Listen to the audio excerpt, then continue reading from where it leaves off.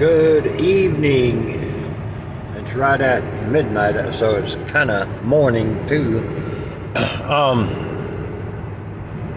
I'm over here by the Salton Sea in California.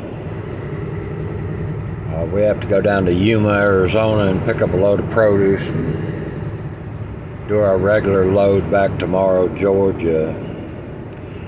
I've got a riddle me this. Actually, I got a couple of them. Now, my eschatology is a pre-tribulation, pre-millennial eschatology. Eschatology is a 50-cent word that means study of last things.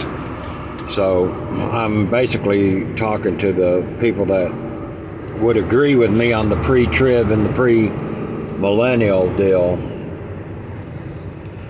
Now, it's my understanding that the day of Christ and the day of the Lord are two different things. The day of Christ is the rapture, and the day of the Lord is the second advent. If you don't know what I'm talking about is I believe there's actually two parts of the second advent. In other words, Jesus comes in the air and raptures out or catches up or translates his church, which will bring an end to the age of grace.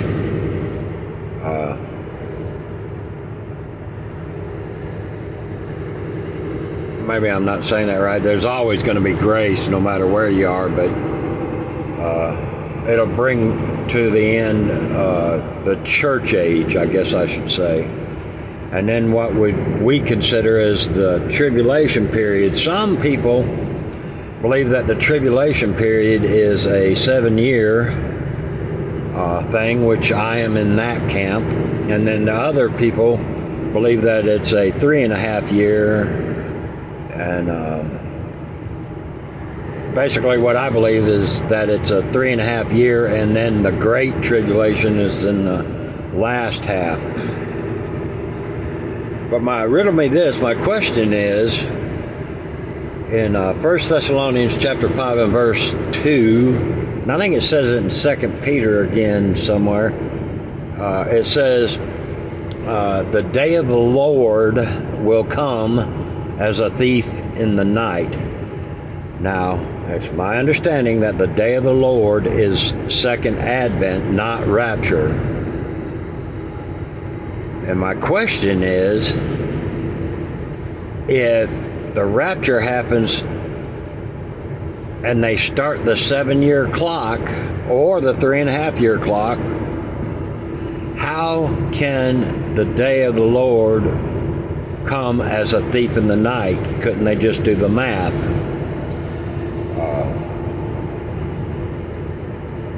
And that's a legitimate question that I really have. I really want someone to give me a good answer on that.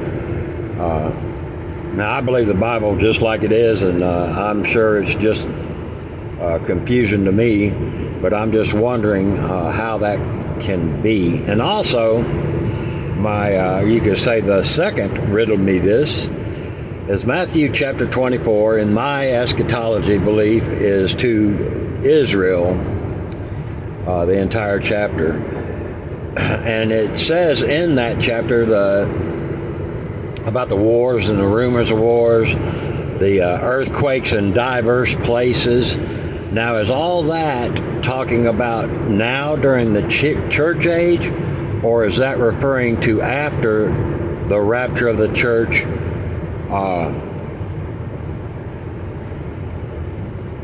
During the tribulation, there'll be more earthquakes, because there sure are a lot of earthquakes and a lot of signs that would point towards that being,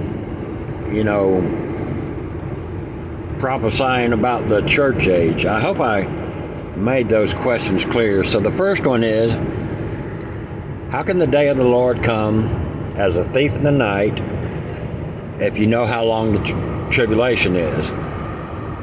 Second one is, are the signs and wonders in Matthew 24 meant for Israel during the tribulation? In other words, the prophecy about the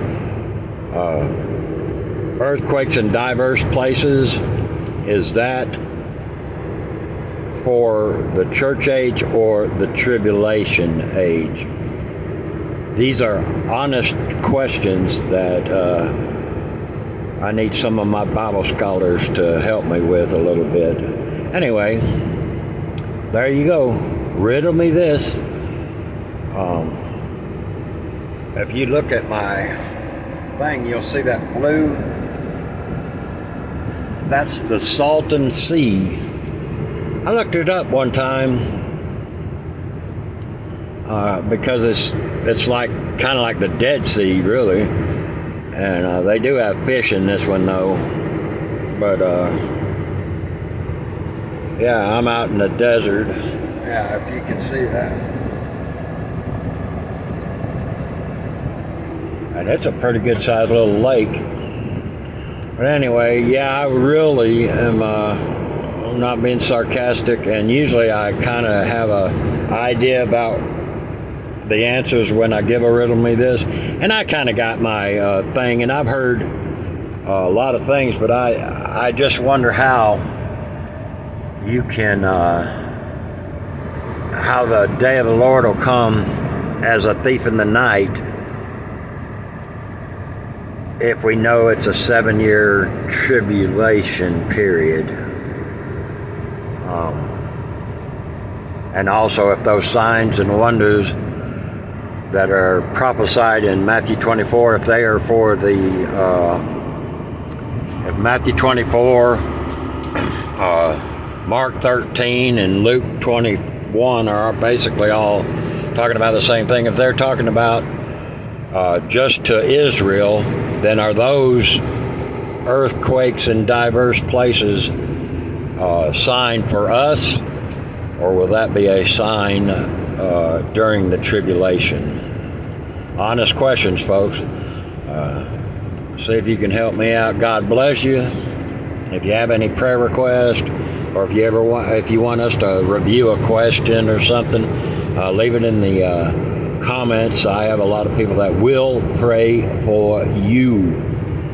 And remember to read those books, study those books. It's that Bible, I've been reading that Bible since 1984, and I got to tell you, it's still, I don't have it down. Read your Bibles, folks, and pray without ceasing, and have a wonderful, wonderful day. God bless you.